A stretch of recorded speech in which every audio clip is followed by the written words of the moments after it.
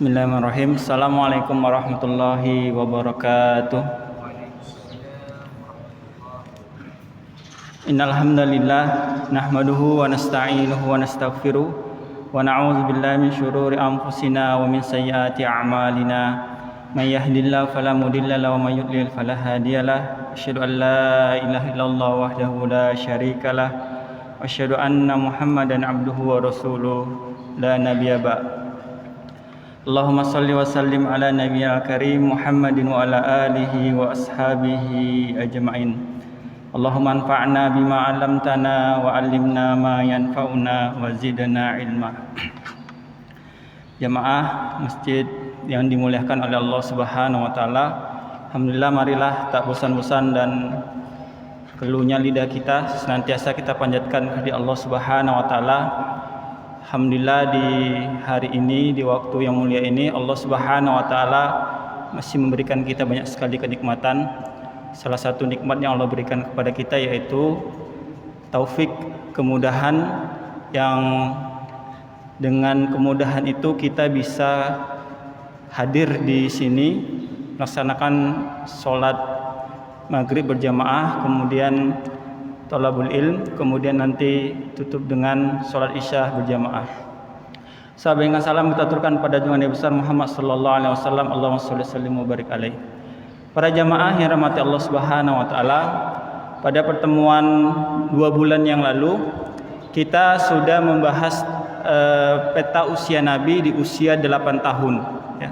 Usia 8 tahun sampai 12 tahun yang dilakukan oleh Rasulullah sallallahu alaihi wasallam pada usia itu, yaitu mengembala kambing. Ya.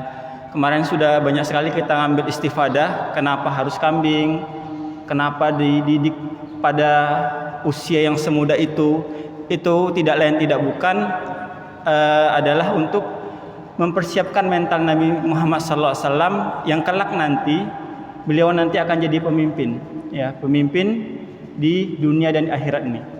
Makanya latihan-latihan itu sejak dini sudah Allah ajarkan kepada Rasulullah sallallahu alaihi wasallam.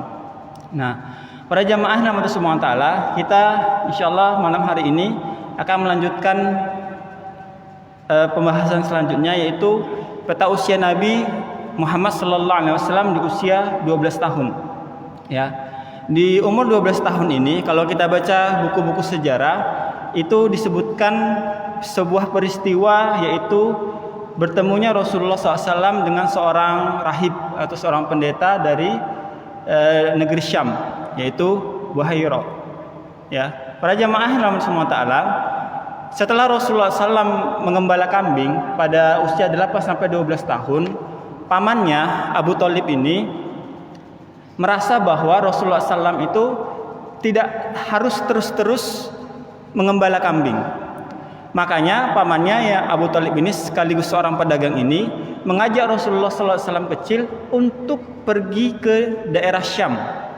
Ya, tujuannya adalah agar anak ini bisa besar dengan kebesaran leluhurnya.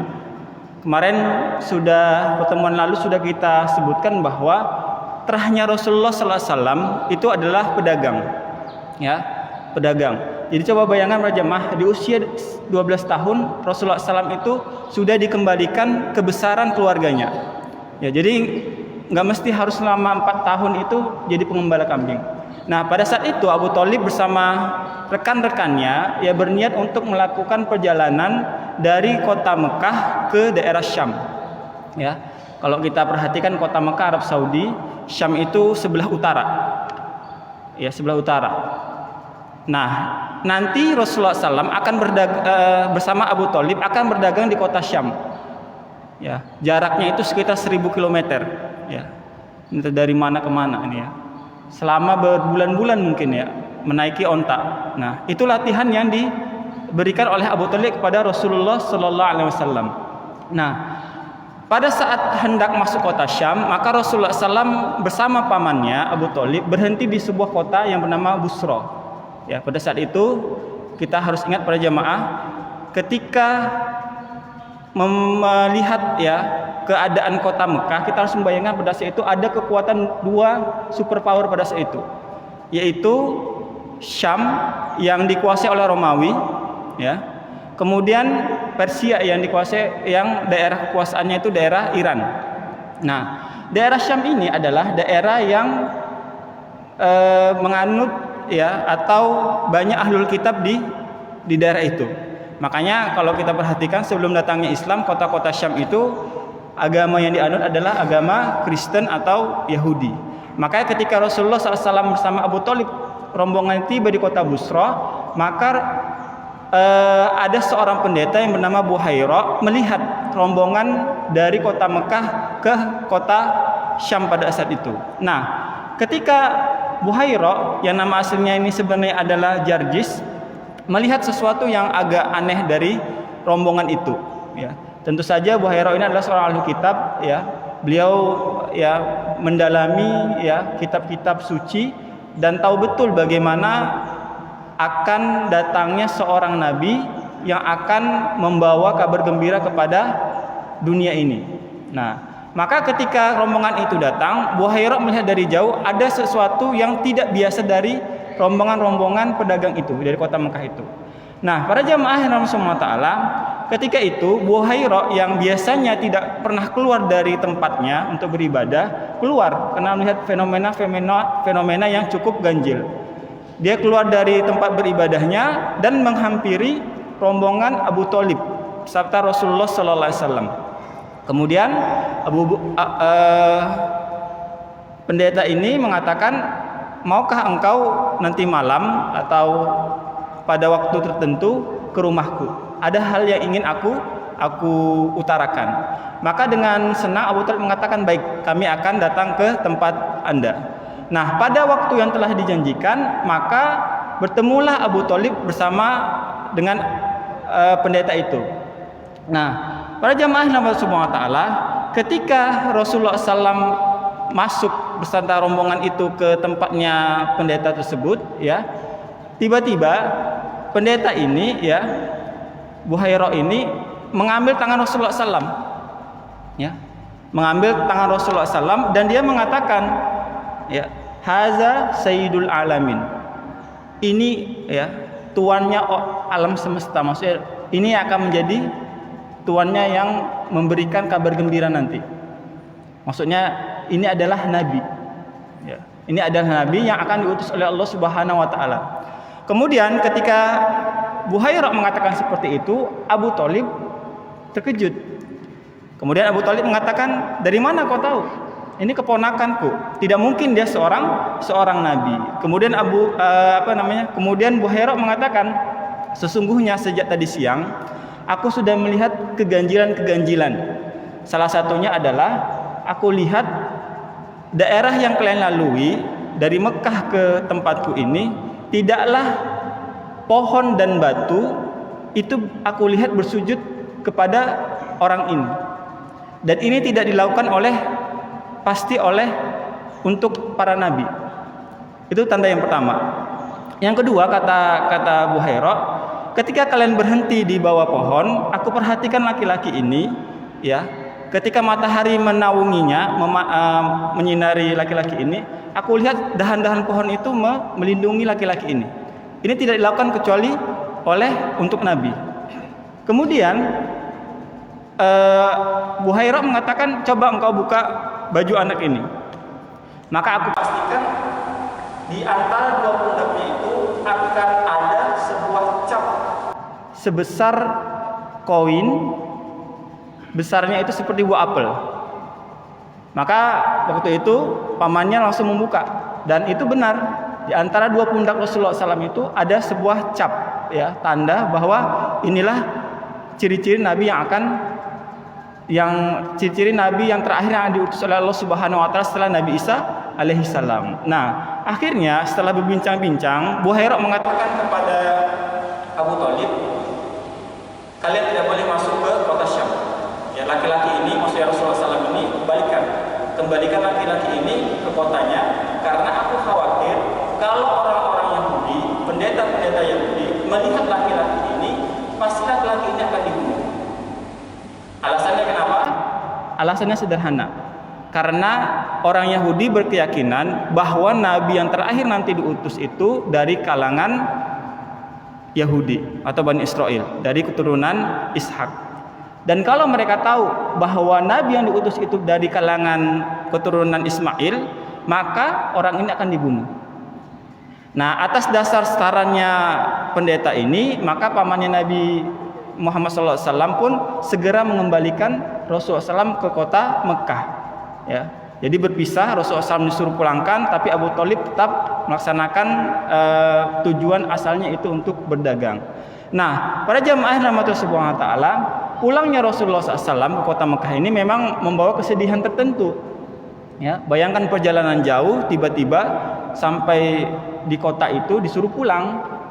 Nah, akan tetapi semua terjadi ini ada hikmahnya para jamaah. Ya, ketika Rasulullah SAW tidak jadi ya berdagang bersama pamannya, akan tetapi Rasulullah SAW diperintahkan pamannya beserta keluarga-keluarga Bani Hashim lainnya agar Rasulullah SAW ini diajari dagang di kota Mekah. Nah, di sini para jamaah nanti Rasulullah SAW betul-betul paham betul karakteristik perekonomian kota Mekah yang begitu rusak. Di situ Rasulullah SAW melihat bagaimana orang-orang kafir Quraisy itu suka menipu. Di situ Rasulullah SAW melihat bagaimana orang kafir Quraisy itu suka pakai riba. Di sini Rasulullah SAW belajar. Walaupun Rasulullah SAW itu gagal ya berdagang ke kota di daerah Syam. Nah, para jamaah yang dirahmati Allah Subhanahu wa taala, apa hikmah dari kisah ini ya? Kita ngambil beberapa hikmahnya. Yang pertama para jamaah, dari kisah ini kita mengambil kesimpulan bahwa pentingnya bagi kita seorang muslim untuk mengajarkan anak-anak kita tentang kebesaran keluarga kita. Ini penting. Makanya di hadis-hadis Nabi Muhammad SAW ketika Rasulullah SAW menganjurkan kita untuk menikahi seorang wanita, Rasulullah SAW itu mensyaratkan ada 4, tapi salah satunya Rasulullah SAW mengatakan kita itu menikahi perempuan itu pertama adalah salah satunya adalah linasabiha, karena nasabnya. Di redaksi lain Rasulullah SAW mengatakan lihasabiha, hasab. Nah, kalau nasab kita sudah tahu ini keturunan siapa, fulan bin fulan bin fulan, fulan binti fulan, fulana binti fulan, segala macam. Tapi yang menarik ini hasab ini dibahas para ulama. Apa itu hasab? Ya, para ulama mengatakan hasab ini adalah perempuan itu dinikahi karena hasabnya. Apa itu hasab? Hasab ini adalah kebesaran atau prestasi yang dimiliki keluarga itu. Karena ini para jamaah yang akan menentukan anak kita jadi apa. Ya, ini akan menentukan. Makanya ini nggak main-main. Masalah menikah ini luar biasa dalam Islam. Sebenarnya para jamaah yang SWT, kita ini ketika punya anak, kita sebenarnya sudah tahu ini anak kita menjadi apa. Bisa dilihat dari kakek-kakeknya. Karena itu ajaran Islam. Makanya Abu Thalib itu tahu betul, walaupun Rasulullah SAW umur 8 sampai 12 tahun mengembala kambing, dia tidak boleh kehilangan jati dirinya, leluhurnya, bahwa leluhur yang ini adalah seorang pedagang. Umur 12 tahun, bayangkan. Umur 12 tahun ini kelas berapa? Kelas 6. Masuk SMP. Anak-anak kita diajari apa? Masih bingung, boro-boro bicara mau jadi apa? Masih main-main. Bayangkan, ini tarbiyah sebenarnya. Tarbiyah yang Allah berikan kepada Rasul yang akan membawa perubahan di muka bumi ini. Ya. Makanya para jamaah Rasulullah Subhanahu wa taala, kalau kita ingin memetakan anak kita mau jadi apa, itu bisa kita lihat dari tadi hasabnya, hasab dari keluarga besar ibunya. Nah, kalau kita perhatikan para jamaah, ya masalah perdagangan ini agak sedikit aneh ya karena kita ini merupakan umatnya Rasulullah SAW. Ada fenomena yang cukup aneh. Apa itu? Kita rata-rata ini umatnya Rasulullah SAW ini, kebanyakan kita tidak ingin mengikuti jejak Rasul kita sebagai seorang pedagang. Rata-rata kita ingin jadi apa? Dokter. Ya kan? Coba lihat anak-anak kita. Silakan tanya orang tua kita. Nanti besar jadi apa? Jadi dokter, jadi pilot, jadi ini, jaga surat.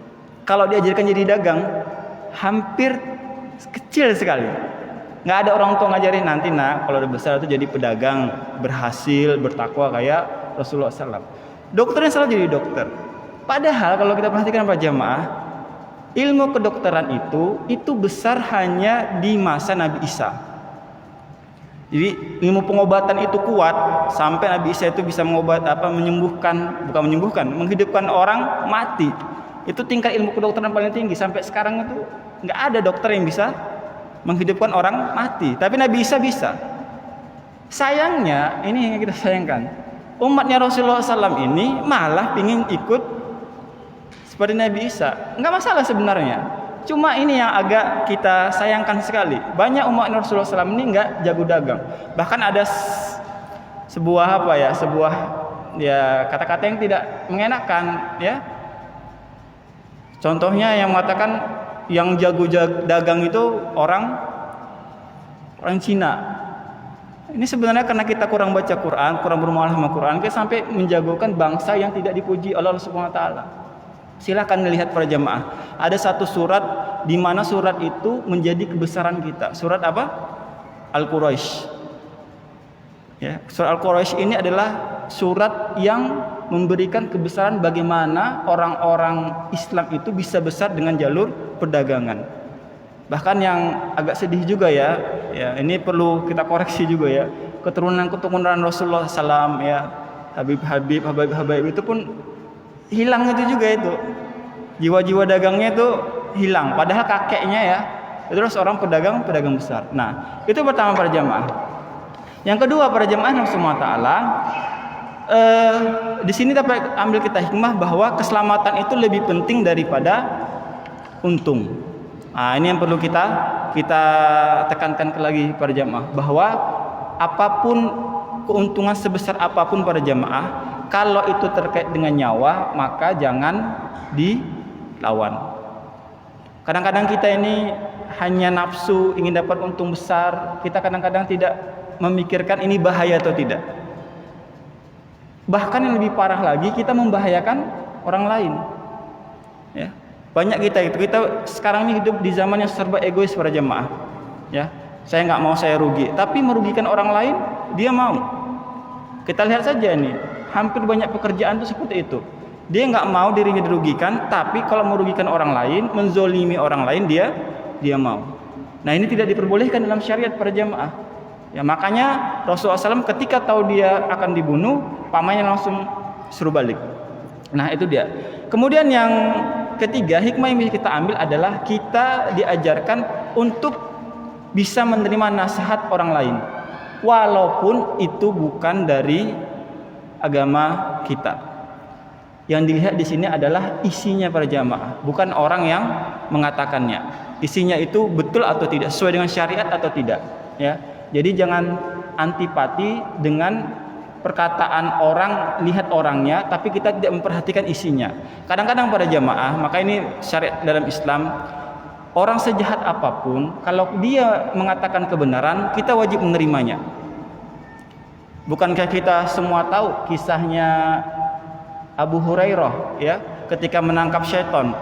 Syaitan itu adalah makhluk yang paling jahat. Tapi ketika syaitan mengatakan sesuatu kalimat kepada Abu Hurairah bagaimana menangkal kejahatan dari bangsa jin, apa kata Rasulullah SAW? Dia adalah benar walaupun dia makhluk pendusta. Bahkan setan sendiri pun perkataannya suruh kita terima. Apatah lagi manusia, ya. Kadang-kadang kita seperti itu, melihat orangnya karena kita nggak suka dengan orangnya, perkataannya kita bawa. Nah, ini dipikirkan kembali para jamaah. Jangan sampai karena kebencian kita pada seseorang, perkataannya juga tidak kita mau terima. Nah, ini bahaya. Nah, para jamaah yang Rasulullah Ta'ala, selanjutnya adalah pengalaman. Ini pengalaman yang Allah dan Rasul Allah yang ajarkan kepada Rasulullah SAW. Walaupun Rasulullah SAW itu tidak jadi ke Syam, kalau bahasanya belajar ke luar negeri, bahasa kita lah sekarang ya, belajar ke Amerika, ke Eropa, ke negeri-negeri, mungkin kalau belajar agama ke Arab, negeri-negeri Muslim, gagal. Ketahuilah para jamaah, selalu ada hikmah besar. Ya, apa-apa yang Allah takdirkan kepada kita, yang sekarang ini kita punya cita-cita, tapi Allah tidak berikan hal itu kepada kita, ketahuilah itu semua ada kebaikan. Ya, belum tentu orang yang keluar negeri itu lebih baik daripada orang yang di dalam negeri. Belum tentu. Yang menentukan itu hanya amal perbuatan kita. Ya. Buktinya apa? Buktinya Rasulullah SAW menjadi seorang pedagang hebat. Sehingga para jemaah lahir Utsman bin Affan, Abdurrahman bin Auf, ya Zubair, Tolha, pedagang-pedagang hebat. Yang semua itu adalah sentuhan Rasulullah Sallallahu Alaihi Wasallam. Nah, para jemaah rahmatullah taala, itu kisah pertemuan Rasulullah SAW dengan seorang pendeta di daerah Syam. Nah, kita masuk ke pembahasan selanjutnya, yaitu ketika Rasulullah SAW berusia 15 sampai 20 tahun. Ya, jadi umur 12 tahun tadi sampai umur 15 tahun itu Rasulullah SAW tadi ya gagal pergi ke kota Syam, dan Rasulullah SAW kembali ke kota Mekah karena ada peristiwa tadi ya.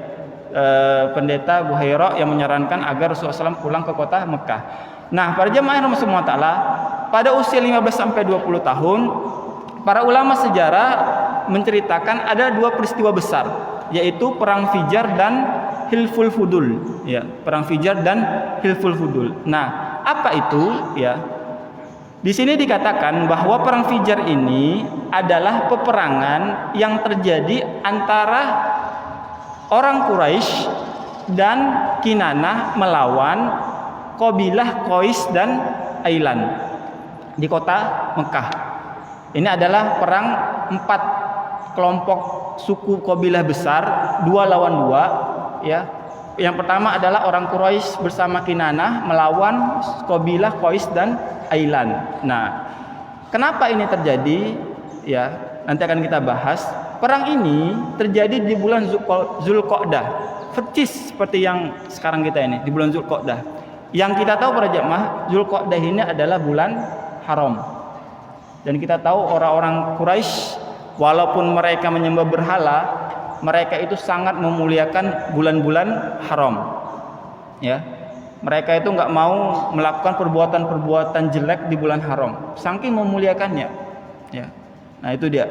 Nah, jadi perang Fijar ini terjadi di bulan Zulqa'dah.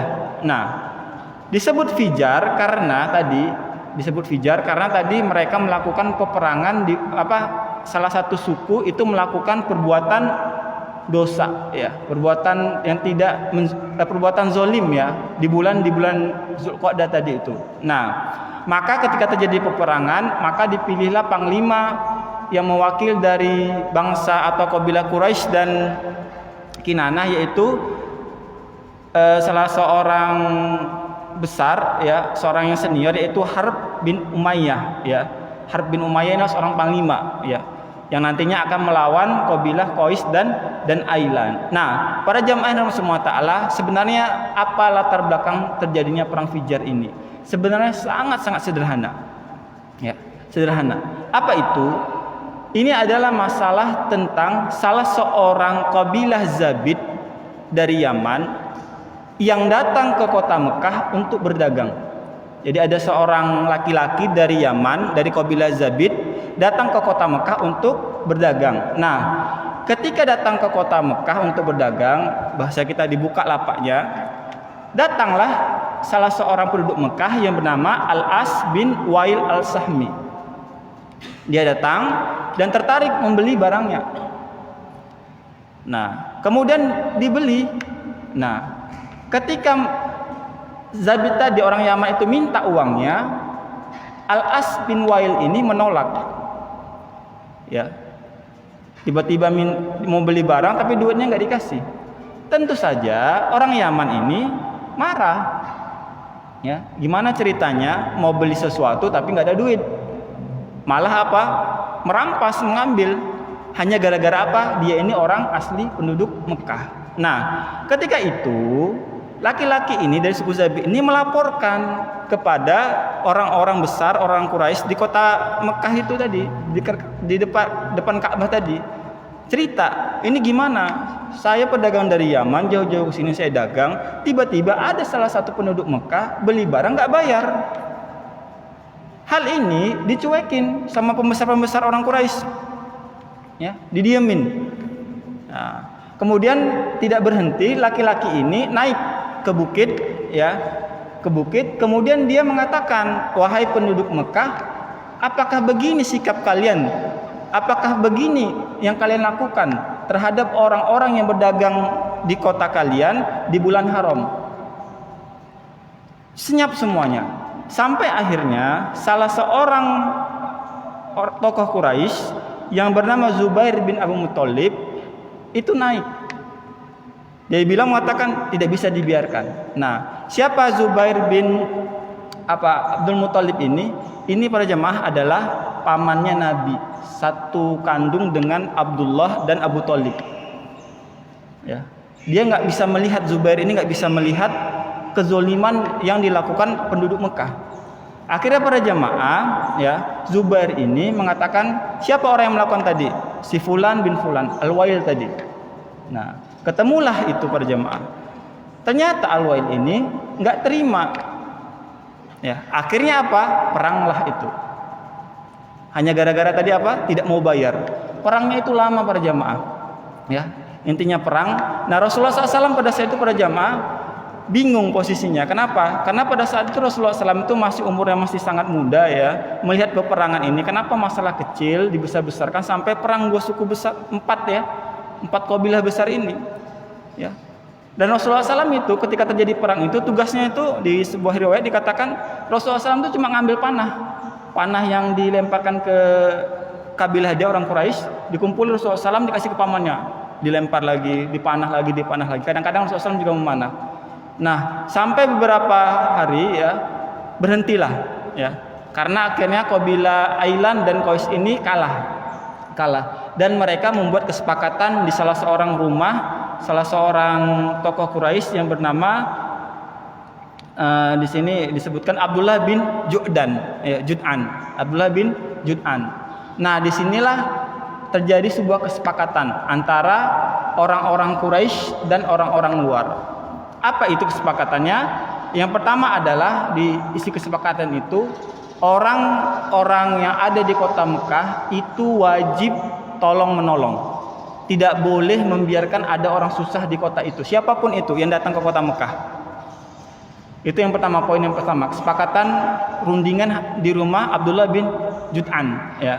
Kemudian yang kedua, kesepakatan itu berisi berdiri di kelompok yang teraniaya. Jadi kalau ada orang yang teraniaya di kota Mekah itu, maka orang-orang Quraisy wajib membelanya. Tidak boleh dibiarkan kayak tadi. Ya. Masa diminta tolong nggak ada satupun yang mau menolong, bersedia menolong, kan sedih, bayangkan. Ya, di kota orang nggak ada bantuan, tiba-tiba minta tolong, nggak ada yang bisa menolong, sedih. Nah, kemudian kalau ada orang yang mengambil hak-hak penduduk kota Mekah atau orang lain, itu wajib mengembalikan barangnya. Makanya ketika diambil tadi itu langsung dirampas oleh Zubair, dikembalikan kepada laki-laki yang berasal dari Yaman itu. Nah, para jemaah yang dirahmati Allah Subhanahu wa taala, ya, peristiwa ini sebenarnya adalah peristiwa yang Rasulullah SAW saksikan. Makanya para jemaah yang dirahmati Allah Subhanahu wa taala, Rasulullah SAW itu sebenarnya tidak terlalu suka perang. Ya. Itu membayangkan seorang anak kecil menyaksikan peperangan di keluarganya. Itu secara psikologis itu ya luar biasa. Ya, nggak usah kan perang. Anak kecil kalau lihat bapak ibunya berantem ya di rumah, itu mempengaruhi psikologis. Apalagi di masa Rasulullah SAW itu masa puber, masa sudah dewasa. Ya. Makanya hal itu para jamaah yang selalu Rasulullah SAW ingin hindari kalau terjadi perang itu, kalau terpaksa.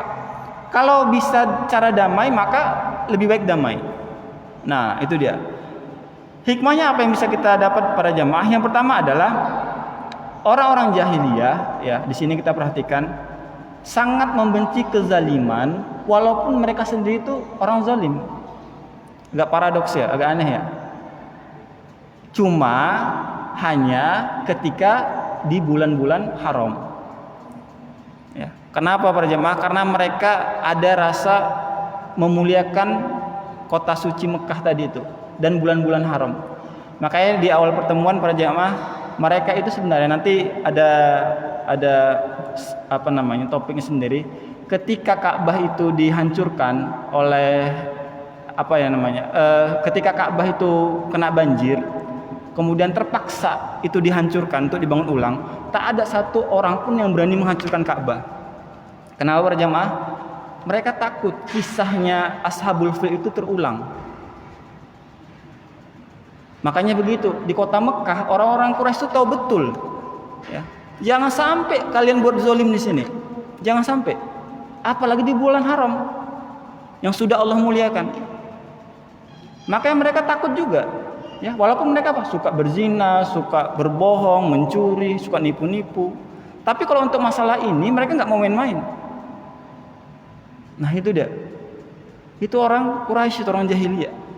Kalau kita berjamaah, kalau kita nggak peduli, ya, bahkan kita sampai udah nggak peduli, nggak mau tahu lagi. Contohnya sekarang nih bulan Zulqa'dah, ini kan termasuk bulan haram. Allah Subhanahu Wa Taala melarang kita untuk berlaku zalim di bulan ini. Ya, para ulama mengatakan orang yang berbuat baik di bulan haram itu akan dilipat gandakan pahalanya. Dan orang yang berbuat zalim di bulan haram, termasuk bulan Zulqa'dah ini, Allah akan double hukumannya, dosanya. Sekarang siapa di antara kita yang tadi sudah berbuat zalim kepada saudara kita? Siap-siaplah di double dosanya, hukumannya sama Allah Subhanahu Wa Taala. Karena kita nggak pernah peduli. Ini mau bulan haram, mau bulan biasa, nggak peduli. Karena tadi kita nggak mau peduli dan nggak mau tahu. Nah ini penyakit ini. Nggak mau tahu ini penyakit. Ya, ini salah satu penyebab orang banyak masuk ke neraka itu kenapa? Nggak mau tahu, jahil kalau bahasa agamanya.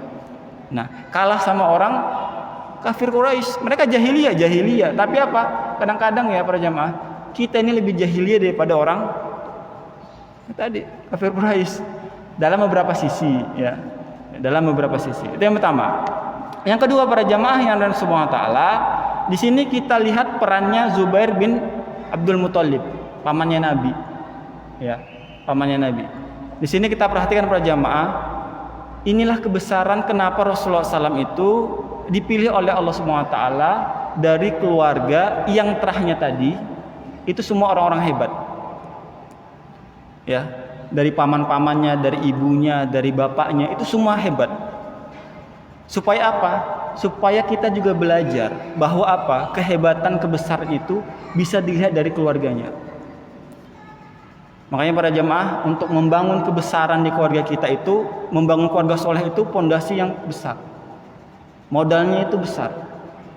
Makanya para jamaah, ini satu sebabnya kenapa Nabi SAW itu dipilih dari keluarga Abdul Muthalib, keluarga Quraisy yang punya kebesaran. Antum bisa bayangkan jamaah, kalau ada salah satu saja keluarga Nabi atau keturunan Nabi itu melakukan perbuatan-perbuatan yang tidak baik, itu bisa jadi celah itu. Untuk apa? Bahan olok-olokan. Dakwah di Mekah, nggak usah ngomong Muhammad, lihat pamanmu tuh begini. Sama kayak kita sekarang berjamaah jadi dai. Maka ini bahaya. Kalau jadi dai, sudah jadi ustadz, didengar orang, tolong itu dijaga sikapnya. Kenapa? Sekali saja nampak hal-hal yang buruk dari kita, itu masyarakat itu udah lihat. Nggak mudah para jamaah. Makanya para jamaah lihat, kalau ada orangnya baru taubat kemudian jadi ustadz, ketika ceramah apa kata jamaah? Kata ininya, pendengarnya, "Oh, usah ngomong ustadz, antum kan dulu pernah begitu ustadz." Celah. Jadi celah, aib besar. Dakwah itu nggak bisa diterima. Gara-gara apa? Satu maksiat. Baru satu maksiat. Makanya ini Allah tutup betul, ya. Kita nggak pernah menyumpai ada keluarga Nabi, golongan Nabi itu pezina, peminum khamar, penyembah berhala, nggak ada. Bahkan ketika Rasulullah SAW menikah dengan Khadijah, nanti kita akan bahas, Khadijah itu termasuk wanita yang suci, makanya gelarnya adalah Thahira. Nggak pernah Khadijah berzina. Walaupun dia orang kaya, walaupun dia pada saat itu beragama seperti orang-orang Quraisy Mekah. Tapi itu yang Allah kondisikan supaya apa? Jangan sampai Muhammad ini dikelilingi hidup orang dekatnya itu adalah orang-orang yang jelek. Kenapa? Bisa gagal dakwah ini. Karena apa berjamaah? Kalau di Mekah saja sudah gagal, konon lagi bisa sampai ke kita. Ini salah satu bentuk penjagaan, ya, penjagaan yang Allah berikan kepada Rasulullah Sallallahu Alaihi Wasallam. Dan ini yang mesti harus kita jaga berjamaah. Oleh sebab itu para jamaah Allah Subhanahu Wa Taala, kita ini punya aib, punya dosa. Itulah sebabnya kita disuruh nutupin dosa. Jangan dicerita-ceritain. Ya. Makanya itu Rasulullah SAW itu termasuk melarang ya, ketika kita berbuat dosa pada malam hari kemudian Allah tutup, pada pagi harinya kita cerita kepada fulan kami pernah begini ya. Itu termasuk orang-orang yang tidak dimaafkan oleh Allah Subhanahu wa taala. Makanya kalau sudah jadi bagian dari masa lalu, ya sudah berhenti ya. Nggak usah diungkit-ungkit lagi, yaitu masa lalu saya ya. Karena ini apa para jamaah, ini yang bisa menjadi aib. Nah, para jamaah yang Allah taala di sini juga ya, nanti Rasulullah SAW mengatakan bahwa peperangan itu sebenarnya adalah bagian dari tipu daya syaitan ya. Apalagi para jamaah yang Allah taala, ini perang antara orang-orang Quraisy ya, orang yang satu kota, yang syaitan itu kalau tidak bisa membuat kita tadi jatuh kepada mereka ya, tadi sudah jatuh kepada kemusyrikan, mereka dibuat saling bunuh. Ini pelajaran berharga para jamaah ya, agar kita di sini betul-betul menjaga persaudaraan tadi. Jangan karena masalah yang sifatnya bisa ditolerir ya, tentu saja bukan masalah ini ya, bukan masalah yang qot'i yang sudah ranahnya keyakinan, itu kita sibuk ya. Jangan ikut nih fulan, ustaz ini begini, nauzubillah para jamaah. Jangan ya. Itu pelajaran berharga. Antum melihat para jamaah, kalau Rasulullah SAW melihat waktu perang Fijar itu Rasulullah SAW merasa sangat tidak nyaman, sangat tidak suka. Kira-kira ini ya para jamaah, kalau Rasulullah SAW itu melihat kondisi kita hadir di sini, melihat umatnya saling gontok-gontokan, saling serang menyerang, tidak ada adab, saling kritik, mencaci sampai fisik segala macam, apa yang Rasulullah SAW rasakan? Sedih Nabi. Ya. Perang saja Nabi nggak lihat, padahal itu saudara yang mereka itu. Apalagi ini ikatannya apa? Keimanan. Ya, keimanan. Ya. Nah, sebab itu para jamaah dijaga ini, ukhuwah ini dijaga. Ya. Ukhuwah dijaga. Kalau kita tidak suka, datangi, diomongi baik-baik, diskusi yang baik, ya. Jangan saling menjelekkan, jangan saling merendahkan. Kenapa? Karena masing-masing kita itu punya harga diri yang wajib dijaga dalam Islam. Nah, itu para jamaah yang dirahmati Subhanahu wa taala ya. Insyaallah pertemuan selanjutnya kita akan bahas tentang pernikahan Rasulullah SAW dengan Khadijah ya, binti Khuwailid radhiyallahu anha. Mungkin ini saja yang bisa disampaikan. Sudah. Berapa? 10 menit lagi. Nah, para jamaah yang Subhanahu wa taala, kita sambung saya sedikit tentang pernikahan Rasulullah SAW dengan Khadijah ini ya. Jadi para jamaah Rasulullah Taala, Khadijah ini yang seperti disebutkan tadi adalah salah seorang wanita yang dipilih oleh Allah Subhanahu Wa Taala untuk menemani perjuangan Nabi Muhammad Sallallahu Alaihi Wasallam. Ya. Dan ini merupakan kisah cinta terbesar yang pernah direkam oleh Islam.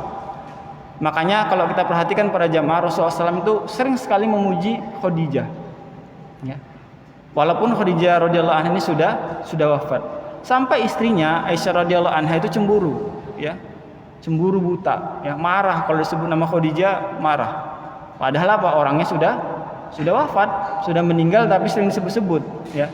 Kalau perempuan cemburu karena ada wanita lain, perempuannya masih hidup, wajar. Ini cemburu sama wanita yang sudah wafat. Karena kecintaan Rasulullah SAW ini kepada Khadijah besar. Makanya Rasulullah SAW mengatakan inni ruziktu hubbuha. Ya, ketika dilihat salah satu Rasulullah SAW itu menyebutkan figur Khadijah itu, mengatakan inni ruziktu hubbuha. Aku dikasih rizki dari cintanya. Ya. Jadi cinta itu para jamaah yang rahmat Allah Taala itu adalah rizki sebenarnya. Kasih sayang antara suami dan istri itu rizki, ya. Dan itu nggak akan pernah hilang, ya. Maka ini yang perlu kita lestarikan, kita jaga. Apalagi kalau sudah punya anak, ya, sudah punya anak. Dan kita tahu semua para jamaah bagaimana Rasulullah SAW melalui hari-hari beliau, masa kecil beliau itu tanpa ada kasih sayang dari keluarga, dari ayah, dari ibu, dari pamannya, dari kakeknya. Beliau melewati hari-hari yang sangat sulit, Ya para jemaah. Dan ini memang semua dikondisikan oleh Allah Subhanahu wa taala bagaimana Rasulullah SAW ini untuk jadi manusia besar di kemudian hari. Makanya para jemaah Rasulullah Subhanahu wa taala, kita ini sebenarnya para jemaah dilatih oleh Allah Subhanahu wa taala belajar sirah ini untuk ngambil pelajaran para jemaah. Jadi belajar sirah ini bukan dibacakan, didengarkan, bukan. Berkali-kali ya disampaikan bahwa kalau kita belajar sirah, di dalam sirah itu para jemaah, kisahnya Nabi SAW, minimal ada 4 hal yang bisa kita ambil. Pertama apa? Ada solusi. Ya, kita bayangkan dari pertemuan kita awal sampai sekarang ini, betapa banyak solusi-solusi yang sudah kita dapat. Bagaimana mendidik anak, bagaimana melewati hari-hari yang berat. Ya, ada solusi. Makanya apa? Kalau mau cari solusi, itu belajar sejarah. Itu yang pertama. Yang kedua, dalam sejarah itu juga ada namanya inspirasi. Inspirasi ini adalah hal-hal yang membuat kita itu bisa berbuat sehingga kita apa? Membuat hal yang sama. Ya, membuat hal yang sama.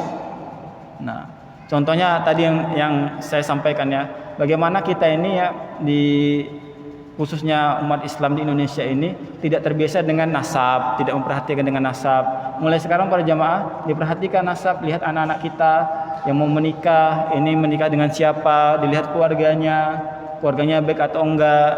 Makanya para jamaah, kita pun waktu menikahkan anak kita pun sudah tahu sebenarnya ini anak kita menjadi apa, cucu kita menjadi apa. Bukan tahu ilmu gaib, bukan. Dari apa? Dari belajar sejarah. Ya. Belajar sejarah. Nah, kemudian dalam sejarah itu juga ada namanya prediksi. Kita tahu kalau terjadi begini nanti bakalan begini, kalau terjadi ini seperti ini. Kalau kita misalnya tadi mendidik anak, kalau salah asuh pasti hasilnya begini. Contohnya tadi para jamaah. Ya, contohnya seorang anak kehilangan sosok ayah. Apa yang dilakukan seorang ibu? Perempuan sekarang mana tahu. Kenapa? Karena nggak belajar sejarah.